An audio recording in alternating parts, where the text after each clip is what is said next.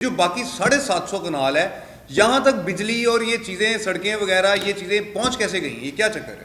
دیکھیں جی اس میں دو چیزیں ہیں.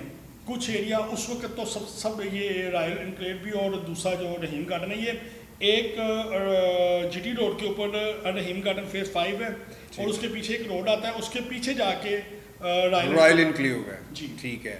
اور یہ رائل انکلیو جو ہے یہ کتنی رجسٹرڈ ہے بٹ صاحب؟ یہ رجسٹرڈ ہی نہیں ہے. اچھا یہ رجسٹرڈ ہی نہیں ہے. ہاں جی, اس کو لوگوں کو دھوکہ دیا گیا ہے کہ جی ہم نے روڈا کو پیمنٹ جمع کروائی ہے. ٹھیک ہے. اور اس کی مد میں ہم نے کروڑوں روپے جمع کرائے ہیں, جبکہ روڈا نے ان دونوں سوسائٹیز کے اندر اپنے پوسٹر بھی لگائے ہیں اور ان کے خلاف اخبار شہرت جاری کیے ہیں, ان کے خلاف استغاثے کیے ہیں, ان کو نوٹسز کیے ہیں. رحیم گارڈن کے اوپر آ جاتے ہیں کہ 90 کنال کے بعد جیسے آپ نے کہا جی کہ وابٹا کے کنیکشن کیسے لگ گئے. جی یہ دو پہلے آتی تھی ایل ڈی کے پاس, پھر یہ چلی گئی روڈا کے بعد, تقسیم ہو گئی ان کی باؤنڈری وال. بالکل ٹھیک ہے. ٹھیک ہے, وہاں پہ آپ نے دیکھا ہوگا کہ جی جو دریا کے ساتھ لگ رہی ہے وہ روڈا اس میں کور کر گئی ہے, وہ اس کو کور کر رہی ہے.